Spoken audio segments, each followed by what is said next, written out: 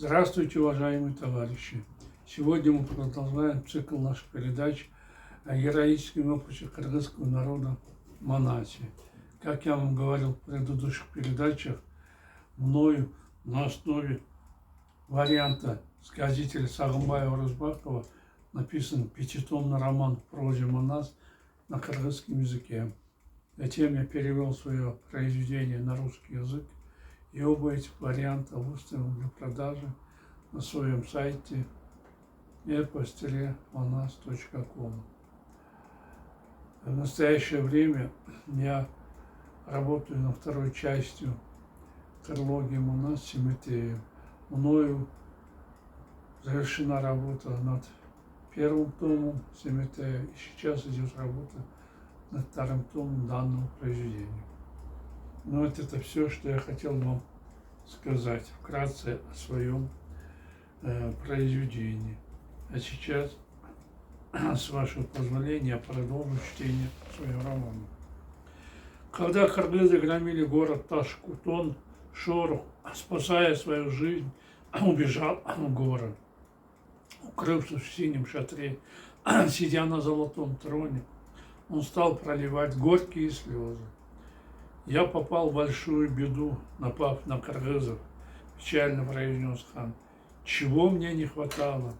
Хотя у меня мало источников воды, и земля моя каменистая, я властвую над многими племенами мангытов и халча. В том, что мы развязали войну с кыргызами, есть огромная моя вина». «Да, повелитель», – согласился колдун Кеймен, стоявший рядом с ним. «Мы совершили очень большую ошибку, в результате чего все кончилось полным нашим крахом. Немало времени пройдет, пока мы исправим ее тяжелые последствия».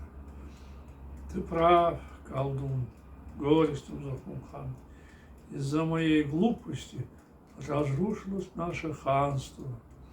Заранее все не обдумав, проявив глупую самонадеянность, я подверг разгрому, стал посмешищем на века. Не надо так сильно горевать, повелитель», — счастливо проговорил колдун, жалея хана. «Никто не мог предположить, что эти проклятые кыргызы окажутся такими отважными, искусными воинами. Мы считали их беглецами, убежавшими от китайцев, бедолагами, удравшими от монголов.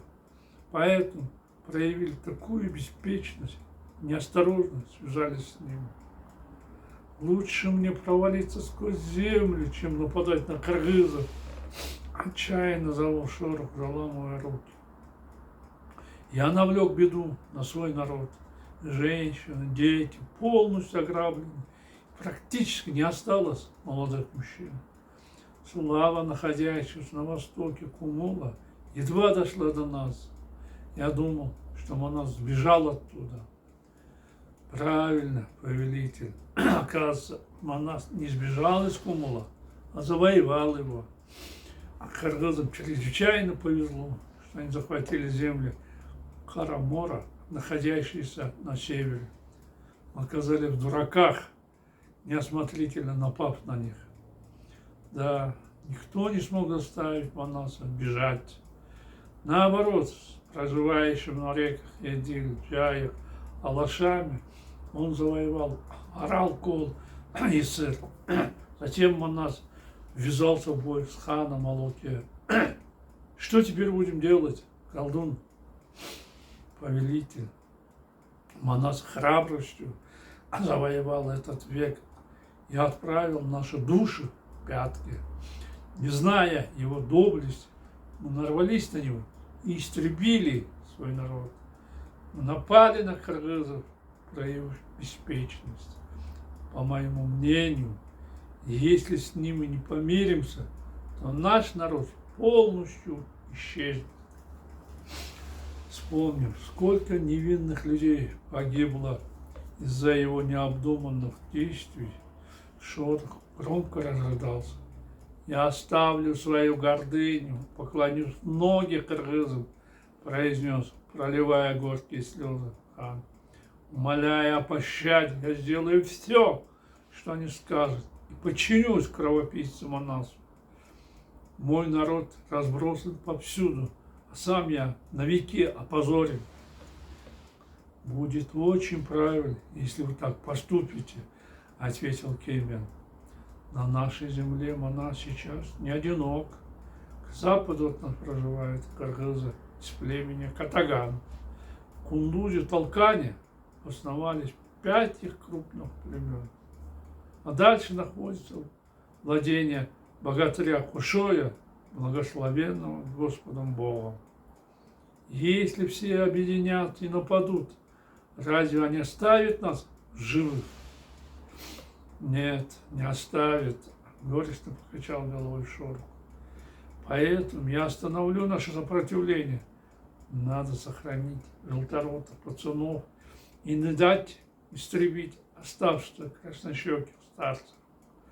В народе остались только грудные младенцы и сгорбленные старики. Если я немедленно не покорюсь Манасу, то навлеку на них огромную беду. Печальный Шорох решил взять 30 красавиц двора, надеть на них самую дорогую одежду, посадить на 30 отборных иноходцев и поехать к Манасу. Как сладка жизнь! Стараясь спасти свою жизнь, Шорох забыл о всякой чести и гордости. Я должен во что бы то ни стало уцелеть от Манаса, напряженно размышлял хан.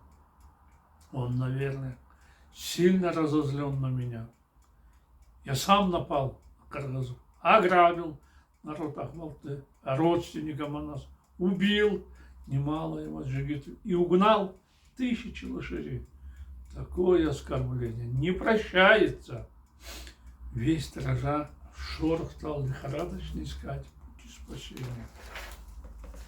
Если подарю Манасу девушек, богатство, а он останется недоволен, что тогда я буду делать?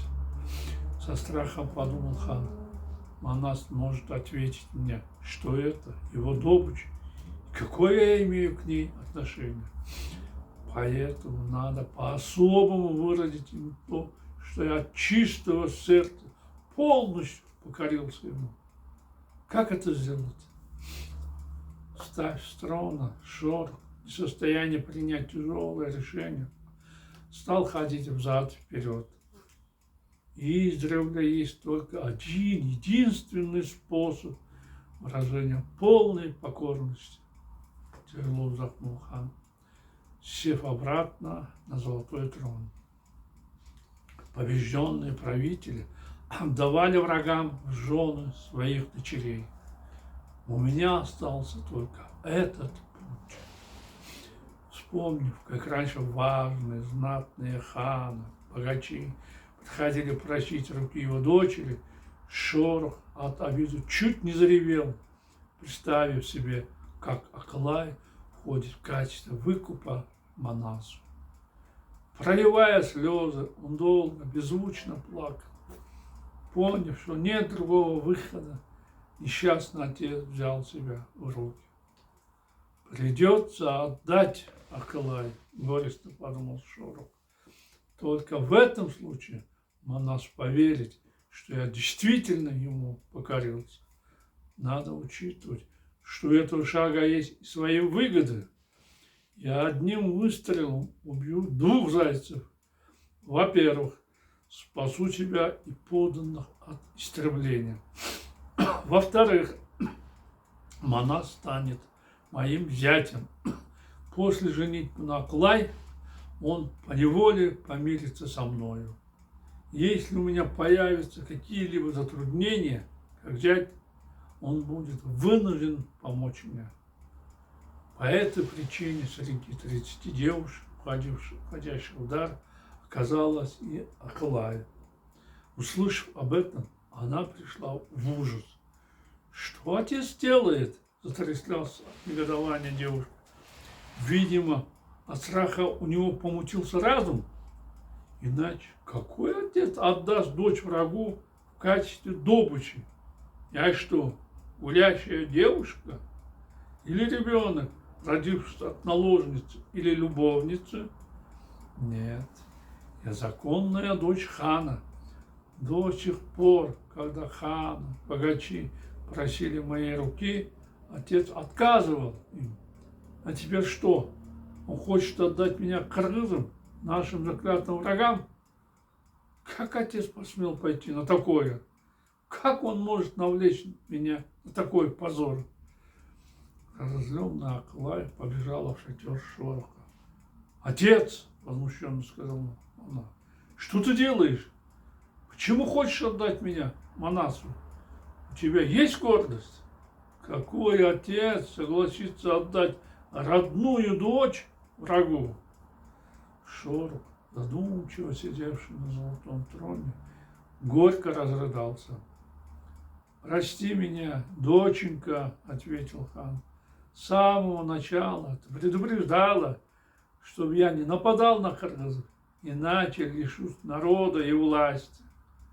Я не послушался тебя, и теперь пожинаю плоды своей глупости, потерпев позорное поражение от кыргызов, и оказался беглецом в горах». «Так тебе и надо», – зло подумал про себя Клай. «Я ведь говорила, чтобы ты ходил смирно, не связывался с кыргызами. Зачем надо было воевать с теми, кто не трогал тебя? А ты не послушался меня, натворил дело, и теперь, чтобы спасти себя, хочешь опозорить меня. Но никогда не бывать, по-твоему. Я никогда никому не стану трофейной женой. Нет, я никогда не выйду за Манаса», – решительно проговорила Аклай, хмуро глядя на отца. «Доченька, ты с самого начала отговаривала меня от моей глупой затеи. Но я не послушался тебя, теперь впал в горе и печаль. У меня не осталось никаких сил. Единственное мое желание, чтобы я и народ уцелели от такого страшного врага. Отец, почему вы не смогли победить Манаса?» Доченька, горестно вздохнул Шорох. «Мы неправильно поступили, недооценив кыргызов. Они, оказывается, люди, которые не боятся смерти, очень мужественные, прирожденные бойцы». «Странно, откуда они взялись, отец? Кыргызы проживают от Кумула, Бежина до озера Арал, а на юге их владения простирается до земель Кабалыстана». «Понятно. Что теперь прикажешь делать мне, отец? Если согласны, я хочу подарить тебя Манасу. Разве это для тебя не позор дарить родную дочку врагу? Испокон веков так повелось, что участь лошади быть проданным, а девушке быть подаренным, доченька. Послушайся, спаси отца от смерти, седлай любого коня, выбирай любую шубу и езжай к Манасу. Нет, не отказывайся. Если так не поступим, никто не останется в живых». Еще сильнее раздался шорох. Увидев, как отец плачет, Аклай растерялась. Что делать? Как поступить? Расстроенно подумала девушка. Конечно, это самое последнее дело. Проиграть в битве, выйти замуж за врага в качестве дара. Пусть Бог убережет от такой напасти любую девушку. Но, с другой стороны, когда мы находимся в таком тяжелом положении, негоже мне проявлять такую спесь. Если откажусь, Манас может разозлиться и истребить таджиков. Чтобы не допустить этого и спасти соотечественников, я готова пожертвовать собой. Опечаленная тем, что разом рухнули ее мечты и заветные желания, Аклай тяжело вздохнула. «Отец», – произнесла девушка, – «что было, то прошло. Не надо так горевать по тому, что случилось. ты поступил опрометчиво, так неосторожно напав на Кыргызов. Исправляя твою ошибку, ради народа я согласна пойти к Манасу. Лишь бы народ уцелел, отец. Спасибо, доченька. Пусть Бог дарует тебе счастье, ответил растроганный Шорох. На следующий день, рано утром, заготовив подарки, погрузив все на 41 вола, гоня перед собой 600 коров, ведя с собой 31 красавицу, взяв с собой хлеб, соль, Шорох пошел к Манасу. Богатырь, понимая, что в разграбленном городе ему грозит большая опасность, приказал установить свой синий шатер в яблоневом саду, расположен на окраине города, и устроился там на отдых.